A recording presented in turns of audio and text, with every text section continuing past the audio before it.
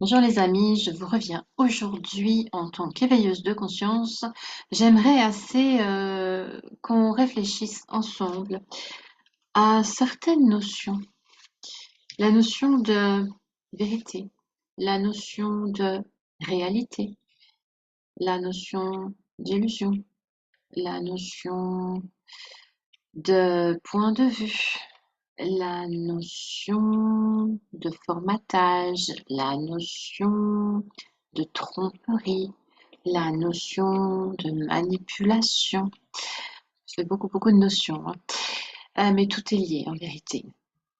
Euh, Quand on a un point de vue bien arrêté, on a beaucoup de mal à en sortir. C'est comme si on était dans un chemin tout tracé et on y va. On est focus dessus. On ne voit pas où on ne tient absolument pas compte de tous les chemins de traverse qu'il y a de droite et de gauche. Eh bien, quand on a une idée bien arrêtée, un point de vue bien arrêté, souvent, on reste positionné là-dessus. On ne veut rien savoir sur d'autres idées, d'autres points de vue, d'autres façons de voir les choses. Pourquoi? Parce que on est persuadé que nous, on détient la vérité, donc l'autre a tort, et que ça ne vaut pas la peine de l'écouter 2 secondes. Par contre, oui, on va pouvoir éventuellement essayer de le matraquer pour, lui faire entendre raison et lui faire, accepter notre propre point de vue sur la situation. D'où ce concept de réalité, de vérité. Qu'est-ce que la vérité? Qu'est-ce que la réalité? Une image me vient, le mirage. Vous savez, classiquement, quand on dit que quand on est perdu dans le désert, au bout d'un moment, on a le mirage de l'oasis qui nous apparaît.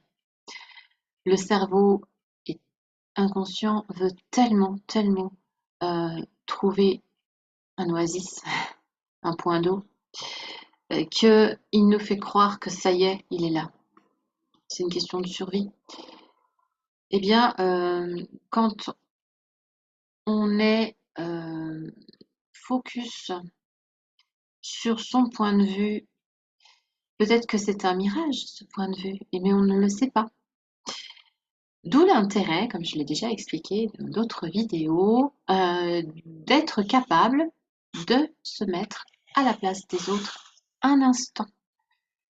Se prêter à ce jeu de bien vouloir écouter ce que disent les autres et puis de bien vouloir rentrer dans leur système de pensée.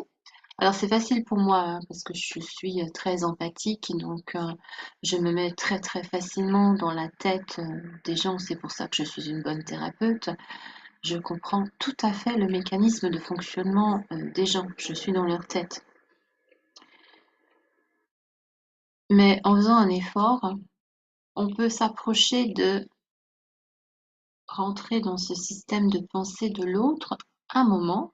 Bon, ça, c'est par exemple ce qu'on nous apprend dans les formations en PNL, programmation neurolinguistique, hein, pour approcher vraiment l'autre, avoir une appréhension de son monde personnel, de sa carte du monde personnel. Il faut l'écouter et suivre un moment son raisonnement. Et là, on va comprendre comment fonctionne l'autre. Ça ne veut pas dire qu'on est d'accord avec ce que l'autre pense. Ça veut dire qu'on va avoir une compréhension différente de son focus personnel. Et à partir de là, on va pouvoir créer d'autres schémas neurologiques, d'autres chemins de raisonnement dans notre cerveau qui vont nous permettre d'élargir notre conscience. Vous savez, l'élargissement de la conscience, ça c'est aussi quelque chose que dont je vous parle beaucoup dans mes vidéos.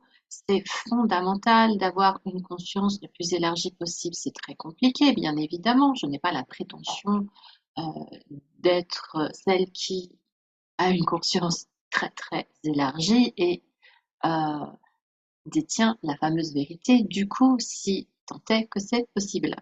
Non, mais s'approcher de qu'est-ce que la vérité, c'est comprendre qu'il y a autant de points de vue, autant d'idées sur les choses, qu'il y a de personnes, en fait.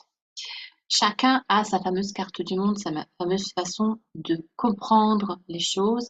Et ça vient d'où? Bah, ça vient de notre capital de naissance. Déjà, on est formaté avant la naissance, hein, un petit peu. Et puis petit à petit, quand on grandit, particulièrement quand on est très jeune, parce que là, le cerveau n'est pas encore assez mature pour qu'on puisse avoir des filtres personnels, une réflexion personnelle. Le cerveau de l'enfant, il absorbe toutes les informations qu'on lui donne. C'est pour ça que je vous parlais de formatage. Le formatage, c'est ça, c'est quand le cerveau absorbe tout et le prend pour vérité, pour argent comptant, comme on dit, pour vérité. Le petit enfant prend tout pour vérité. Il n'a pas la maturité de contester quoi que ce soit. L'esprit critique, c'est super important, mais ça se travaille, ça se développe. Normalement, on éduque un humain avec un esprit critique, ce qui n'est pas trop le cas, à vrai dire. Euh, on est plus dans une éducation de formatage que dans une éducation d'éveil. Et l'éveil, ça comprend aussi l'accès à un esprit critique. Donc, à partir du moment où on va être capable de considérer 2 minutes le point de vue de quelqu'un d'autre, vraiment le prendre en considération et essayer de comprendre son cheminement. Et puis, écouter le point de vue d'encore quelqu'un d'autre, et puis encore quelqu'un d'autre. Plus vous multipliez les expériences, plus ça vous ouvre votre champ de conscience personnel. C'est comme ça qu'on devient critique en écoutant ce que pensent ceux qui ne pensent pas comme nous. Parce qu'ils ont des arguments pour beaucoup, bon, pas tout le monde, hein, mais je vous conseille d'écouter des personnes qui ne pensent pas comme vous avec des arguments. Et je vous conseille, vous aussi, d'avoir vos propres arguments. C'est ainsi qu'on va pouvoir sortir du point de vue unique, de son point de vue à soi, sortir de son formatage parce qu'on va peut-être se rendre compte que bah tiens, j'avais pas vu les choses comme ça. Effectivement, ça change tout là, si je vois les choses autrement, hein. Euh, Ça va pouvoir vous permettre d'appréhender au plus près ce que c'est que la réalité de ce qui se passe dans notre monde. Quelle est la vérité, en fait? Ce petit point sur comment dire, différents thèmes, différentes thématiques comme ça d'éveil de conscience. C'est au sujet, par exemple, de ce qui a fait quand même polémique ces derniers temps, à savoir, je retiens des événements festifs comme l'Eurovision 2024. C'est un moment festif avec la chanson, de la comédie même, une mise en scène, de l'art, et aussi moment festif parce que il y a je ne sais pas, des millions de personnes qui regardent ça en même temps. Bon, en différé aussi, et en différé en même temps. Et ça a un impact très fort parce que nous sommes des êtres grégaires et l'humain aime bien partager des temps forts avec des personnes. Et de toute façon, le fait de partager des moments avec plein de personnes, ça rend ce temps fort parce qu'il y a cette cohésion de groupe. Or, il y en a qui ont vu un spectacle plaisant, intéressant, et il y en a qui ont vu un spectacle lamentable, un spectacle néfaste, malsain, et pourtant, la même chose a été présentée aux uns et aux autres. Après, il y a des degrés de c'était extraordinaire, c'était pas mal, c'était bien, c'était OK. Bon, il y a des degrés et pareil pour, c'était, pas très bien, c'était bizarre, c'était lamentable, c'était inadmissible, et cetera. Évidemment que ça se décline en différents degrés, mais c'est le même spectacle. Comment ça se fait que personne ne voit exactement la même chose et qu'il y ait autant de contrastes finalement dans le côté positif, le côté négatif? Même chose pour les Jeux olympiques, la cérémonie d'ouverture, la cérémonie de clôture. Il y a des gens qui ont trouvé que c'était vraiment un merveilleux spectacle, quelque chose de fabuleux, qui les a bouleversés en émotionnel très élévateur. Et bon, je vais prendre les extrêmes, hein, du coup, il y a des personnes qui ont trouvé que c'était quelque chose d'inadmissible, de lamentable, d'horrible, de très très très très malsain, euh, de machiavélique, même spectacle. Comment ça se fait? Eh bien, c'est le fameux point de vue, le fameux point de vue focus sur sa façon de penser avec sa propre carte du monde, où on voit les choses d'une certaine manière parce qu'on a été formaté. Comment est-ce qu'on peut sortir de ça? C'est en prenant l'habitude de se demander, est-ce que c'est bien moi qui pense ça? Pourquoi est-ce que je pense ça? Aller analyser pourquoi on pense comme ça, d'où ça me vient, etc., etc. Combien de fois j'accompagne des personnes et que je leur fais prendre conscience que qui est-ce qui a cette croyance-là? Et la personne qui se met à réfléchir sur sa croyance, ah mince alors, bah non en fait je pense pas ça du tout moi, mais c'est pas moi qui pense ça. Bon après on identifie qui pensait cela et le lui a transmis. Mais c'est vrai que si on n'y réfléchit pas, on ne se rend pas compte. Mais c'est tellement courant. Nous sommes des êtres dotés d'un cerveau. Le cerveau étant comme une machine, on peut le programmer, le déprogrammer à souhait. Et donc, il y a des programmes qui se déroulent à partir d'informations qu'on a rentrées dedans. Il faut aller vérifier les informations qui ont été rentrées dedans pour voir c'est quoi ce programme qui est en train de se jouer dans ma tête.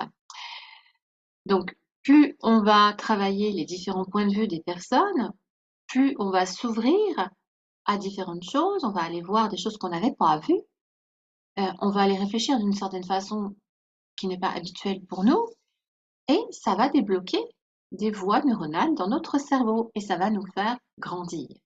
Ça va nous permettre de s'approcher davantage de où est la réalité de la chose.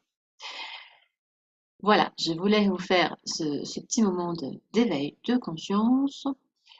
Euh, Je vais quand même enchaîner avec ce qui se passe actuellement. C'est pareil. Que se passe-t-il actuellement, particulièrement en Europe, mais pas que? Une nouvelle épidémie, pandémie, euh, s'en vient. Où est-elle? On ne sait pas trop. Mais justement, on ne sait pas trop. Qu'est-ce qu'on sait exactement? Selon l'information qu'on nous donne, si on se cantonne à cette information avec notre, vous savez, notre petit tunnel habituel focus sur un certain type de pensée, on va en déduire ceci ou cela. Si on commence à s'informer de ce que pensent les uns les autres, alors bon, peut-être pas le boucher du coin ou la tata Jeannette, hein, mais aller chercher des personnes qui s'y connaissent un minimum sur la question. Si vous allez, bon, pour ça, il faut aller fouiller Internet, c'est l'idéal, hein. Allez fouiller Internet, allez regarder un petit peu ce qui se dit, et là, peut-être que vous allez tomber des nues, en fait. La réalité n'est pas forcément celle qu'on nous présente. C'est une bonne nouvelle, ça c'est à vous d'en décider, une bonne ou une mauvaise, en fait. Euh, nous vivons des temps chaotiques bien compliqués où une bonne nouvelle peut être en vérité une très mauvaise nouvelle et une très mauvaise nouvelle peut éventuellement être une bonne nouvelle, mais en tous les cas, c'est un monde chaotique, ça c'est certain. Et dans ce chaos, soit il y a le déni qui permet de fuir ce chaos extérieur pour ne pas que ça devienne un chaos intérieur, soit il y a la confrontation au sens de bien, vraiment je regarde ce qui se passe et je réfléchis. Et oui, ça va faire un chaos intérieur à un moment donné, c'est évident. Mais la bonne nouvelle là, c'est qu'on en sort de ce chaos intérieur. Par contre, si on se plonge dans un chaos extérieur euh, par un déni, le déni fait qu'on s'y plonge, hein, eh bien là, pour en sortir, c'est quasiment impossible. Souhaitez-vous vous approcher au plus près de la réalité de manière à pouvoir sortir du chaos ou pas? Souhaitez-vous élargir votre conscience ou pas? Je vous propose de me suivre sur ma chaîne YouTube et ma chaîne Odyssée pour continuer à avoir plus d'ouverture de conscience si vous le souhaitez, parce que je pense que plus que jamais, ça devient nécessaire avec tous ces mensonges qui règnent en maître actuellement en 2024, partout, partout, partout. Il faut un minimum pouvoir déceler les mensonges. Vivre dans le mensonge, il n'y a rien de pire, parce que son mensonge personnel, de ne pas vouloir voir la réalité, et les mensonges que on nous déverse en permanence, qui nous font faire perdre, qui nous font perdre, qui nous font perdre, oui c'est ça, qui nous font perdre pied, forcément, d'être sans arrêt dans de l'irréalité, c'est très déstabilisant pour notre cerveau. Le cerveau inconscient capte toutes les réalités. Le cerveau inconscient gère tout ça. Le cerveau conscient ne vous permet que de voir votre propre focus si vous n'êtes pas habitué à avoir une conscience élargie, ou ne vous permet que de voir un certain élargissement de conscience selon le travail que vous faites pour ça. En tout cas, en nous, toutes les informations sont déjà là parce que nous n'en avons pas conscience, heureusement, sinon on exploserait, on imploserait, mais le cerveau inconscient capte tout. Il voit toutes les informations autour de lui et il les analyse, mais il ne ressort que ce qu'il croit être nécessaire d'être mis à notre conscience. À nous de travailler sur avoir plus de conscience. Je vous souhaite une bonne journée et une bonne prise de conscience.